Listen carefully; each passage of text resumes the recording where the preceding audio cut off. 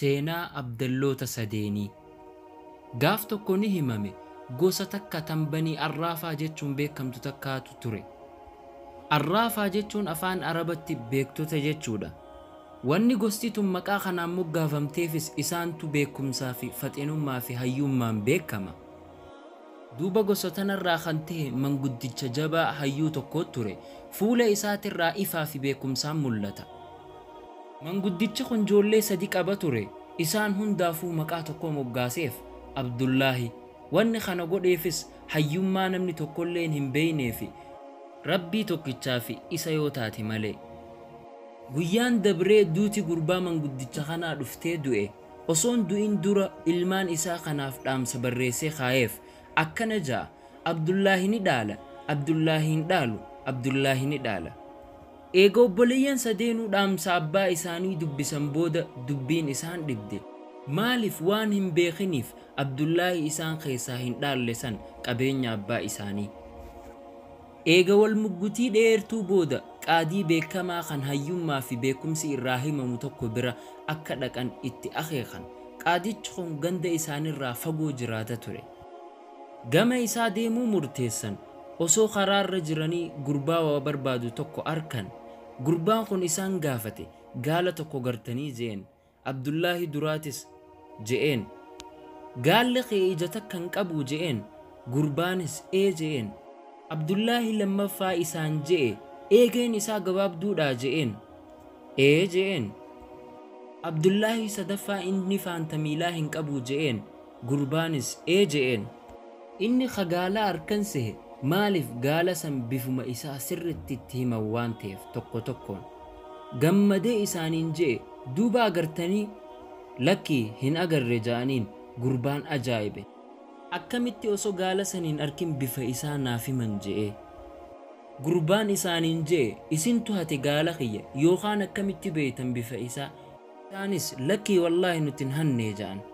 Abbaan gaalaa isaaniin jee. Qaadii birattiin himata isinirratti bana.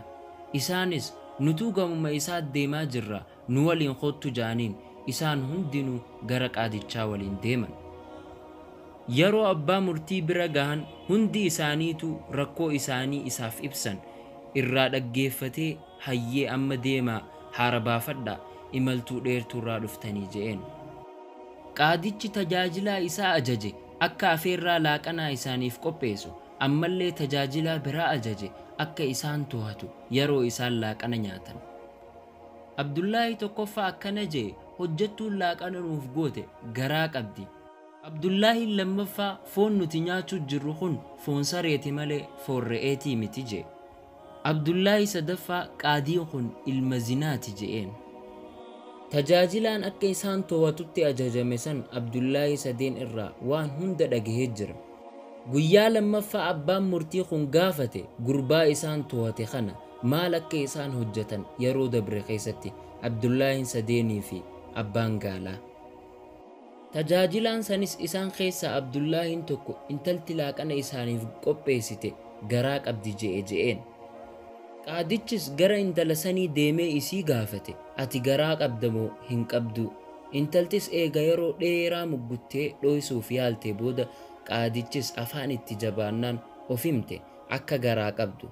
San booda qaadichi ajaa'ibe. Akkamitti isii beekan akka isiin garaa qabdu kan takkaa isii hin arkin. Eegasii qaadichi kara tajaajilaa deebi'ee kan itti aanu hoo maal je'een. Kan lammaffaa foon nuti nyaanne kun laaqana irratti foon sareeti malee foon re'eetii miti je'een. Qaadichis gama gurbaa waa qaluu deemee isaan je'e. Kaleessa maal qalte? Gurbaanis re'ee akka qale itti hime. Ammoo qaadichi akka gurbaan kun itti hijibu jiru beeke. Isarratti jabeesse akka inni dhugaatti himu. Hoggaa inni afaan itti jabaatu gurbaan kun akka saree qale itti hime. Maaliif waan hin qaluun dhabe beeyladarraa je'een. Qaadichi kun ammallee ajaa'ibe. Akkamitti beekan Abdullaahin sadeen foon isaan nyaatan kun foon saree ta'u hoggaa isiin qalamtu hin arkin laaqana irratti malee. San booda qaadichi gara tajaajilaa sanii deebi'e.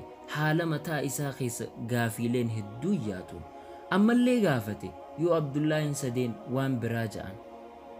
Tajaajilaan je'een lakkii humaan jenne abbaan murtii kun tajaajilaa kana shakke mallattoolee if booda deebi'u irratti arke. Mallattooleen dalam fuula tajaajilaa yookaan daleeduu isaa kanarratti mul'achuu eegalte qaadichi kunis irra jajjabeesse akka dhugaa itti himu. Eega muggutii dheeratteetii booda hojjetaa kanarraa Abdullaahiin sadaffaa ati ilma zinaati siin je'een. Qaadicha musiibaan itti buute. Eega yaada dheeraa booda haadha isaa bira dhaquu murteesse waa'ee abbaa isaa kan dhugaatirraa gaafachuuf. Hoggaa duraa haati gaafii ilma isii kana ajaa'ibdee dhugaarraa dhoysitee ati ilma abbaa keetiiti jetteen kanuma maqaa isaatiin yaamamtu kana. Haa ta'u ammoo qaadichi kun nama hedduu eelii qabu ture jecha haadha isaa kanas shakke gaafii itti deddeebisee haatinis deebisaa isiin hin jijjiirre. Eega boo'icha dheerateen booda gama lamaaniinuu afaan jabaachuu qaadiitiin waliin gama dhugaa beekuutti haati injifatamte ilma isii kanaaf. Isaan jette ati ilma gurbaa biraati gurbaa isitti zinaa godhe. Qaadichi hedduu yaaddoon isa seente. Akkamittiin ilma zinaate akkamittiin san dura hoo dubbii tana hin beekne gaafiin sanirra jabduu ammoo akkamitti Abdullaahiin sadeen beekan. Eegas booda qaadichi Abdullaahii sadeenii fi abbaa gaalaatis walitti qabe murtii godhuuf himata gaalaatii fi himata dhaamsa abbaa keessatti. Qaadichi gaafate Abdullaahii duraa akkamitti beeyte akka gaalli ija takka hin qabne. Innis gaalli ija takkaa yeroo garii bakka gama ijjisaa agartuun sanii nyaata. Nyaata gama hinni hin agarreen hin kaayameef san hin nyaatu. Anis bakka gaalli itti bade saniin asxaa nyaataa gaalaa arke. Tanaaf gaalli ija takka hin qabu ta'uun natti mul'ate. San booda qaadichi Abdullaahii lammaffaa gaafate akkamitti beeyte akka gaalli eegee gabaabbatu. Innis akka aadaatti gaalli fayyaa qabu eegee isaa mirgaa bita sossoosuu qaba. Yeroo sagaraa isaa baasu lafarratti hohooqamtuu taatee mul'atti. Ani ammoo san hin agarre. Bakka gaalli sagaraa beesanitti faallaa saniitiin arke sagaraan isaa osoo hin tuqamin sanirratti hin beeke akka gaalli sun eegeen isaa gabaabaa ta'e. Dhumarratti qaadichi gaafate Abdullaahii dhumaa akkamitti beeyte akka gaalli faanta miilaa hin qabne. Abdullaahiin sadaffaatis sankanin arke miila baxxee gaalaa kan lafarra jiru sanin arke san booda akka inni faanta hin qabne shakke. Eega qaadichi Abdullaahii sadeenuu dhaggeeffatee booda waan isaan ja'aniin dirqamamee abbaa gaalaatiin firraa deem je'een eega dubbii dhugaa beekan booda. Eega abbaan gaalaa deemee booda qaadichi Abdullaahii sadeeniin je'e akkamitti beeytan akka intalti nyaata isiniif qopheessite garaa qabdu. Abdullaahiin duraa je'e waan daabboon laaqan irratti nuuf dhiyaatte gam takkaan furdoo gama biraatiin gatteessuu taateef sun ammoo hin dhufu yeroo dubartiin deedeenni itti jiru malee ammas wanni itti gahuu isii dhorku yoo jiraate malee akka garaan guddatuufa saniin hin beeke akka intalti sun ulfa garaa qabdu. Eegas booda qaadichi Abdullaahii lammaffaa gaafate akkana je'e akkamitti beeytan akka foon isin nyaattan foon saree ta'e. Abdullaahii lammaffaatis je'een foon re'ee fi gaalaa fi horii akkaataan taa'umsa tartiiba isaa akkana lafee eegasii foon eegasii rifeensa. Foon saree malee foon saree ammoo dura lafee sanbooda rifeensa sanbooda fooni saniifin akka inni foon saree ta'e beeke je'een. Eegasii dabareen Abdullaahii sadaffaarra dhufte. Qaadichis yeroo tana akkaan eeguu ture. Qaadichis gaafate akkamitti beete akkan ani ilma zinaa ta'e je'een. Abdullaahii sadaffaatis akkana je'e waan ati nutti ergiteef nama nu basaasu. Akka aadaatti haalli kun warra zinaadhaan dhalatanirraa mul'ata je'een. Qaadichis ni je'e ilma zinaa malee namuun beeku. San booda akkana jechuun irratti murteesse. Ati Abdullaahii hin dhaalle sani obboleeyyan kee keessaa qabeenya abbaa keetii waan ati ilma zinaa taateef je'een ja'ama. Yeroo teenya tana keessatti namni akkanaa kaafe isin inni fakkaata namni akkatti hayyummaa fi gamnummaa qaba.